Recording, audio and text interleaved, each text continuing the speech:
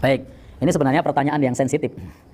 Yang pertama tadi tentang pembagian tauhid menjadi 3. Dalilnya apa? Saya mau tanya balik. Apakah ada dalil rukun sholat 13? Ada enggak?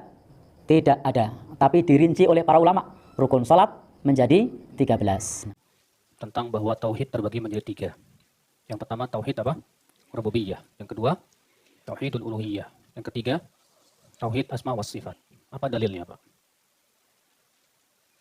Ada nggak dalil secara nas bahwa tauhid terbagi menjadi 3? Terus? Nah, bagaimana? Kok bisa tauhid terbagi menjadi 3? Itu dilihat dari penelitian terhadap nas. Sebagaimana kemarin sudah kita bahas, dalil secara nas memang tidak ada. Tapi dalil secara istiqra, penelitian, maka itu ada. Sama halnya dengan hukum Islam ada 5. Wajib, sunnah, mubah, makruh, haram. Ada tidak secara nas dalam Al-Quran atau dalam hadis hukum Islam ada 5? Tidak ada. Assalamualaikum warahmatullahi wabarakatuh. Hamdan wa syukurillah, summa salatu wassalamu ala rasulillah wa ala alihi wa sahbihi wa man walah, la hawla wa la quwata illa billah. Barusan tadi kita mendengar Ustadz Mujiman dan Ustadz Salafi, satu lagi sebelahnya, menyampaikan bahwa tauhid salafi memang yang disebut dengan tri tauhid itu tidak ada dalilnya dalam Quran. Misalnya ayat mengatakan sesungguhnya tauhid itu terbagi 3, memang tak ada. Sama seperti rukun wudu ada 6 atau rukun sholat ada 13, tidak ada dalam Al-Quran. Begitulah akidah tri tauhid itu tidak ada dalam Quran. Tapi dari setiap 1, 2, 3, misalnya tauhid uluhiyah, rububiyah, asma wa sifat, ada dalil-dalilnya yang dalam Quran. Nah, saya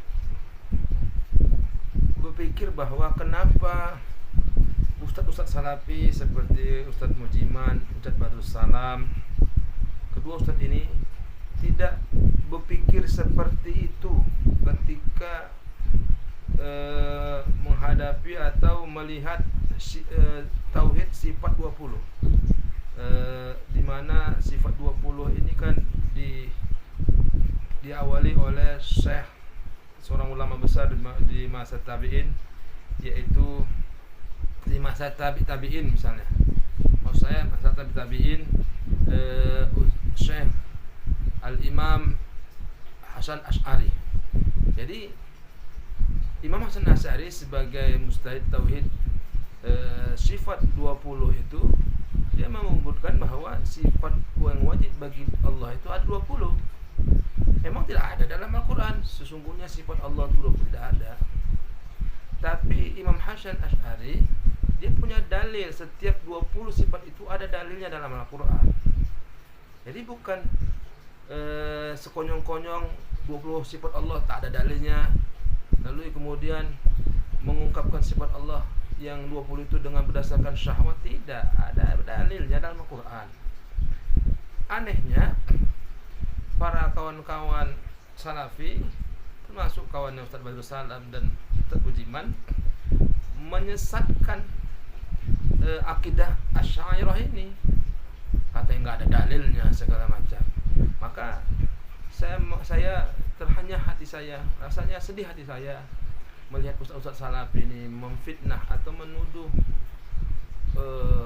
akidah Asy'ariyah, seperti yaitu akidahnya kebanyakan aswaja, ya, Ahlussunnah wal Jamaah, NU, Al-Wasliyah, berakidah Allah punya sifat 2 wajib yang 20, sifat mustahil 20.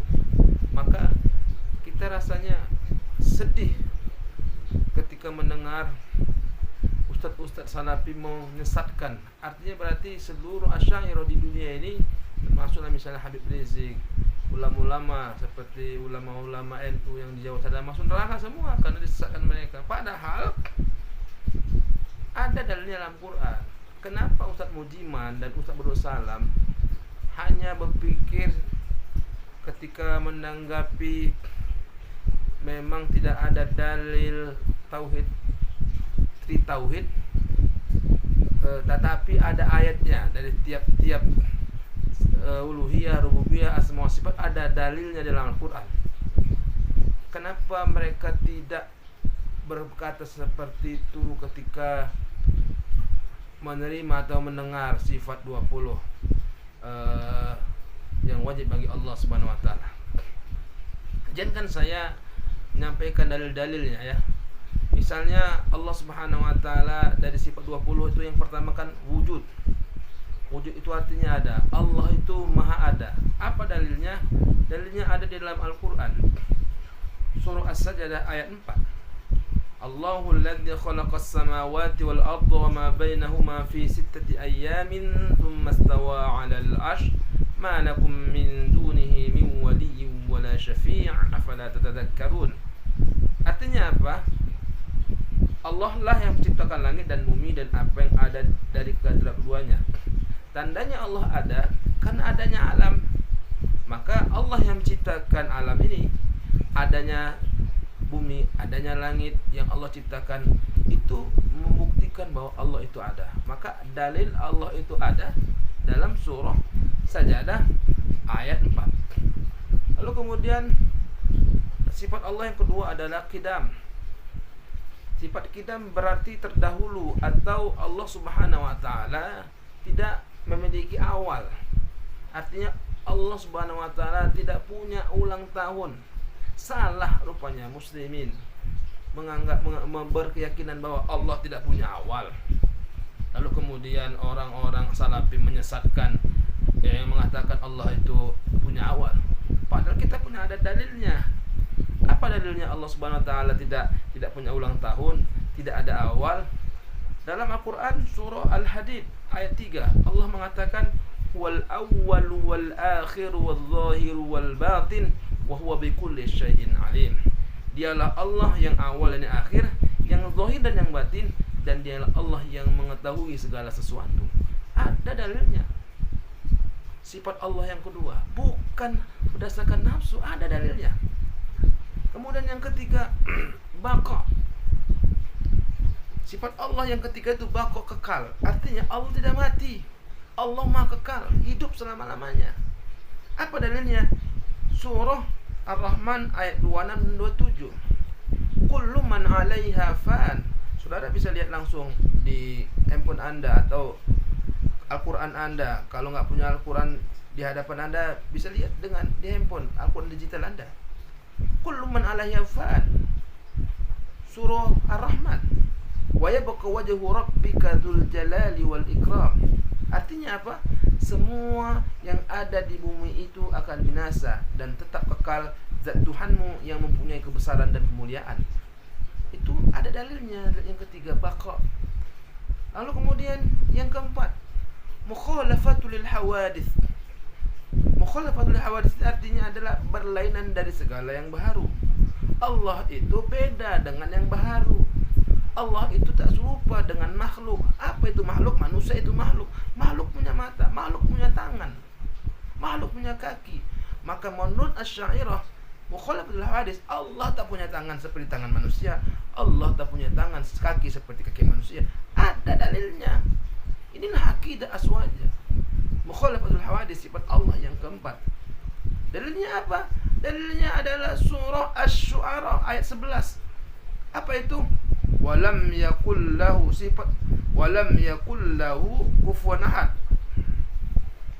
Pertama di dalam surah Al-Ikhlas ayat keempat, walam yakul lahu kufuwan ahad, dan tidak ada satupun sekupu, arti yang setara, yang serupa dengan Allah Subhanahu wa taala. Dalil yang lain surah Asy-Syu'ara ayat 11, fatirus samawati wal ardh ja'ala lakum min anfusikum azwaja wa minal an'ami azwaja yazra'ukum fihi laisa kamitslihi syai'un wa huwas samiul basir. Laisa kamitslihi syai'un wa huwas samiul basir. Tidak ada satupun yang semisal dengan Allah Subhanahu wa taala. Dari ayat ini Asy'ariyah atau Aswajah berkeyakinan Allah tak seperti makhluk. Artinya Allah Allah tidak tidak berkepala, tidak berbadan seperti manusia. Yang penting kesimpulannya dari sifat Allah yang keempat ini adalah Allah tak serupa dengan makhluk apapun yang ada di dunia ini. Lalu kemudian yang kelima, sifat Allah yang kelima adalah qiyamu binafsi, berdiri dengan sendirinya. Artinya apa? Allah Subhanahu wa taala tidak memerlukan bantuan dari siapapun. Atas kehendaknya Allah Subhanahu wa taala tidak akan pernah bergantung kepada siapapun karena memiliki kemahabesaran atas segala ciptaannya. Sifat qiyamu binafsihi ini tertulis dalam Al-Quran surah Al-Isra ayat 111. Dalilnya ada. Apa itu? Wa qulil hamdulillahilladzi lam yattakhidh waladan wa lam yakul lahu syarikun fil mulki wa lam yakul lahu waliyyun minadh-dhul wa kabbirhu takbira. Terjemahannya adalah, dan katakanlah segala puji bagi Allah yang tidak mempunyai anak dan tidak mempunyai sekutu dalam kerajaannya, dan dia bukan pula hina yang memerlukan penolong, dan agungkanlah Allah, agungkanlah dia dengan pengagungan yang sebesar-besarnya. Jadi Allah tu qiyamu binafsi, berdiri dengan sendirinya. Allah tu tak membutuhkan tempat. Maka akidah Asy'ariyah tidak berkeyakinan bahwa Allah itu ada di arsy. Jadi ketika Allah Subhanahu wa taala, ketika seorang bertanya, "Di manakah Allah?" Maka untuk menunjukkan Allah di mana, dalilnya bukan Allah fil arsy, tapi dalilnya adalah surah Al-Baqarah. Ketika ada orang bertanya, "Di mana Allah?" Aina Allah? Di mana Allah? Maka menurut akidah Asy'ariyah bahwa Allah berada di arsy, bukan itu akidah Aswaja, bukan begitu akidah Asy'ariyah. Tapi ketika memang ada yang bertanya, maka jawabannya adalah wa idza sa'alaka ibadi anni fa inni qarib. Hai Muhammad, apabila hambaku bertanya kepadamu di mana, wa idza sa'alaka ibadi anni fa inni qarib, ketika hambaku bertanya kepadamu tentang di manakah aku, maka katakanlah aku ini dekat. Ujibu da'watad da'i idza da'an, dan seterusnya. Jadi kalau ada bertanya, di mana Allah? Katakan aja, Allah itu dekat. Nahnu aqrabu min hablil warid. Gitu aja. Baik. Kalaupun dikatakan Allah Subhanahu wa taala, ayat Allah Subhanahu wa taala berada di arsy, ayat ini menurut Asy'ariyah harus ditakwil. Artinya apa? Aras di sini bukanlah aras seperti tempat. Nah, kalau ditanya misalnya mana duluan Allah atau aras, maka pasti duluan Allah. Jadi kalau seandainya Allah Subhanahu wa taala duduk di aras seperti yang dipahami, yang diyakini oleh orang-orang Salafi atau orang-orang Wahabi, bahwa Allah setelah menciptakan langit dan bumi 6 hari lalu kemudian bersemayam di aras, lalu pertanyaannya, di manakah Allah bersemayam setelah menciptakan langit bumi kalau arasnya belum ada? Nah, kalau aras belum ada, Allah bersemayam mana? Padahal Allah itu yang awal, berarti Allah dulu baru aras. Maka kami Asy'ariyah, paham akidah Asy'ariyah oleh Imam Asy'ari menganggap bahwa aras itu bukan tempat, tetapi adalah kekuasaan Allah Subhanahu wa taala. Memang kita berbeda pendapat. Orang Salafi pasti berbeda, tidak akan menerima pendapat ini. Tapi terima saja, dengarkan saja, tapi jangan dibully atau dicela. Lalu kemudian mengatakan, gara-gara kami mengatakan bahwa arsy itu bukanlah tempat tetapi sifat atau kekuasaan Allah, lalu kemudian kalian mengatakan kami ini sesat atau kafir, itu yang tidak dapat kami terima. Lalu kemudian sifat Allah yang keenam, wahdaniyah. Wahdaniyah itu artinya esa, tunggal. Jelas sekali Allah itu satu, maha tunggal, tidak ada imbangnya. Apa dalilnya Allah itu tunggal? Dalilnya surah Al-Ikhlas, qul huwallahu ahad. Katakanlah Muhammad bahwa Allah itu esa.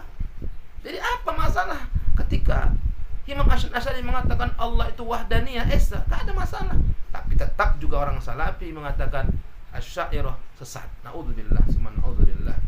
Lalu kemudian yang ketujuh, qudrat. Qudrat itu artinya adalah pemegang kekuasaan, atau bisa diterjemahkan maha kuasa. Allah Subhanahu wa taala adalah zat satu-satunya yang maha kuasa atas apapun, dan tidak ada satupun makhluk yang lain bisa menandingi kekuasaan Allah Subhanahu wa taala. Inilah makna kudrat, sifat yang ketujuh Allah Subhanahu wa taala. Di mana salahnya sehingga kalian katakan kami sesat meyakini Allah itu kudrat, padahal ada dalilnya. Al-Qur'an surah Al-Baqarah ayat 20 berikut ini. Yakadul barqu yakhtafu absarahum kullama adaa'a lahum mashaw fihi wa idza azlama 'alaihim qamu walau syaa Allahu la dhahaba bisam'ihim wa absarihim innallaha 'ala kulli syai'in qadir. Saudara bisa lihat langsung mushaf Al-Baqarah ayat 20 kalau Anda pegang Quran digital hari ini. Apa artinya? Hampir-hampir kilat itu menyambar penglihatan mereka. Setiap kilat-kilat itu menyinari mereka. Mereka berjalan di bawah sinar itu, dan bila gelap menimpa mereka, mereka berhenti. Jikalau Allah menghendaki, niscaya Dia melenyapkan pandangan dan penglihatan mereka. Sungguhnya Allah berkuasa atas segala sesuatu. Masya Allah. Lalu kemudian iradat. Allah Subhanahu wa taala itu berkehendak. Allah berkehendak atas segala apa yang ada di alam semesta dan seisinya. Dan Allah Subhanahu wa taala mustahil melakukan sesuatu atas perintah dan dipaksakan dari makhluk, sesuatu yang selain Allah. Allah enggak bisa dipaksa. Allah Subhanahu wa taala ketika berkehendak atas keinginan Allah, tidak ada paksaan. Jika Allah Subhanahu wa taala sudah berkehendak, maka tidak ada satupun yang dapat bisa mencegahnya. Ada dalilnya, ada. Jadi ketika kami mengatakan sifat Allah yang kami meyakini bahwa sifat Allah yang ke-8 adalah iradat, berkehendak, kenapa kalian mengatakan kami sesat? Padahal memang Allah adalah maha berkehendak. Dalilnya ada. Khalidina fiha ma damatis samawati wal ardu illa ma syaa rabbuk inna rabbaka fa'alul lima yurid. Sesungguhnya Allah akan melakukan sesuatu tentang apa yang Dia kehendaki. Masya Allah. Ini sifat Allah yang wajib yang ke-8. Kita lanjutkan. Lalu ada lagi, innama amruhu idza arada syai'an ay yaqula lahu kun fayakun. Bila Allah Subhanahu wa taala berkehendak, maka hanya berkata kun, jadi, fayakun, maka jadilah ia. Yang kemudian yang ke-9, sifat Allah yang ke-9 itu ilmun, maha mengetahui. Allah Subhanahu wa taala mengetahui segala hal, dan tidak ada satupun hal apapun yang tidak diketahui Allah Subhanahu wa taala di jagat raya ini. Pengetahuan dan kepandaian Allah Subhanahu wa taala sangat sempurna. Artinya apa? Ilmu yang dimiliki Allah Subhanahu wa taala tidak terbatas dan tidak juga dibatasi. Apa dalilnya? Ada dalil dalam Quran. Allah bersifat ilmu, maha mengetahui. Al-Quran surah Al-Ahqaf ayat 16. Walaqad khalaqnal insana wa na'lamu ma tuwaswisu bihi nafsuhu wa nahnu aqrabu ilaihi min hablil warid. Ini dalilnya Allah Subhanahu wa taala maha mengetahui. Dan sesungguhnya kami telah menciptakan manusia dan mengetahui apa yang dibisikkan oleh hatinya, dan kami lebih dekat kepadanya daripada urat leher. Masya Allah. Ini sifat yang ke-9. Allah maha mengetahui. Lalu kemudian sifat Allah yang ke-10, hayat. Allah itu maha hidup. Salahkah kami, wahai orang-orang salafi, mengatakan Allah itu maha hidup, lalu kemudian kalian mengatakan kami sesat? Na'udzubillah. Padahal ada dalilnya. Allah itu maha hidup. Jadi mau kita bilang Allah itu mati? Hayat dalam mazhab artinya hidup. Sifat hayat berarti Allah Subhanahu wa taala maha hidup, kekal, abadi, dan memberikan kehidupan. Allah itu maha hidup dan memberikan kehidupan kepada makhluk-makhluknya. Dalilnya ada dalam Al-Quran.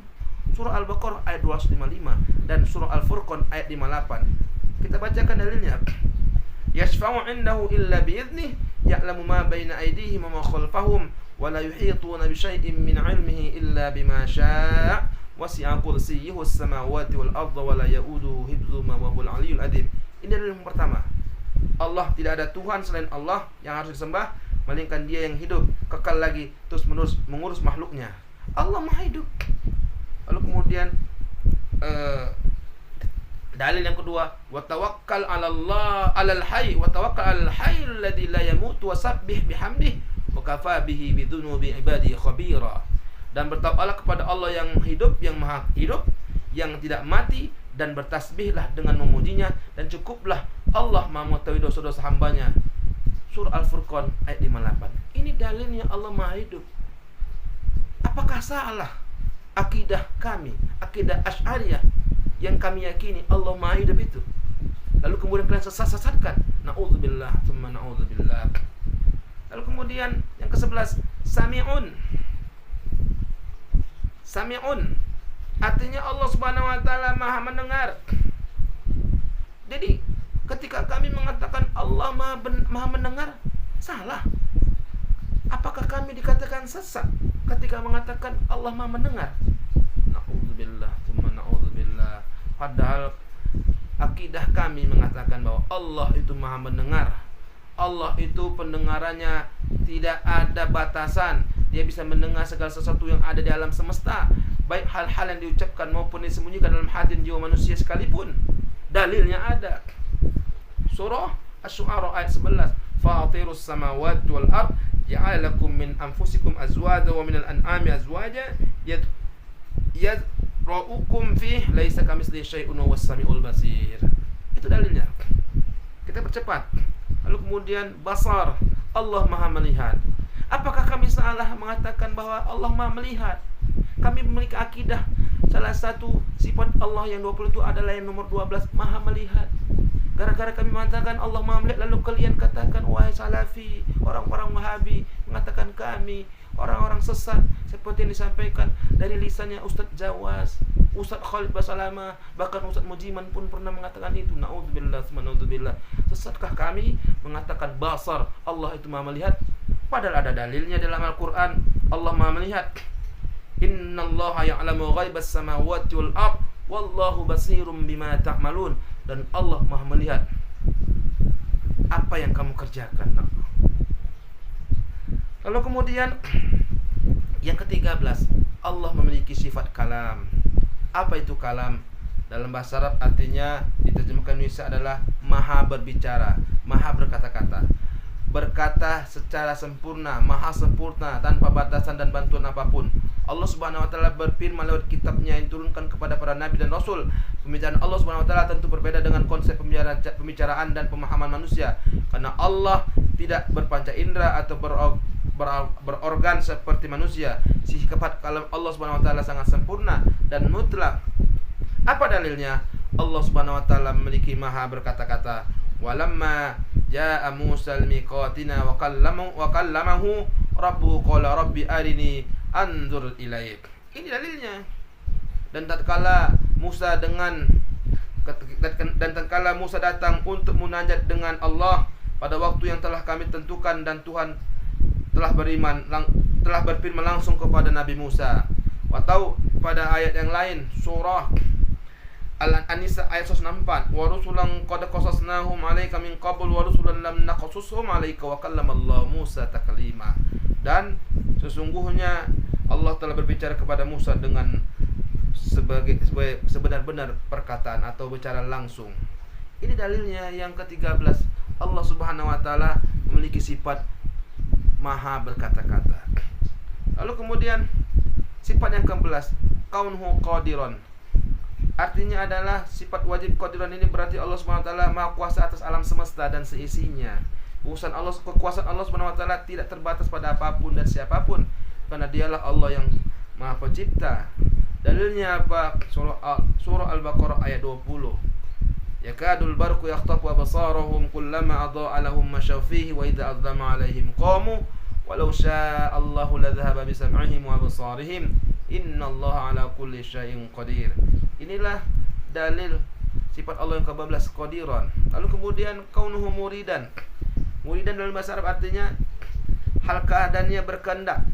Sifat wajib muridan berarti Allah Subhanahu wa taala menghendaki atas segala keadaan dan kondisi yang menentukan apa-apa saja di alam semesta. Allah Subhanahu wa taala berkehendak atas nasib dan takdir manusia di alam semesta. Sifat wajib kaunuhu muridan, Allah Subhanahu wa taala menyatu dengan sifat wajib iradah Allah Subhanahu wa taala. Kehendak Allah Subhanahu wa taala bersifat mutlak dan tidak terbatas. Apa dalilnya? Ada dalilnya. Khalidina fiha ma damatis samawati wal ardu illa ma syaa'a rabbuk inna rabbaka fa'alun lima yurid. Surah Hud ayat 107.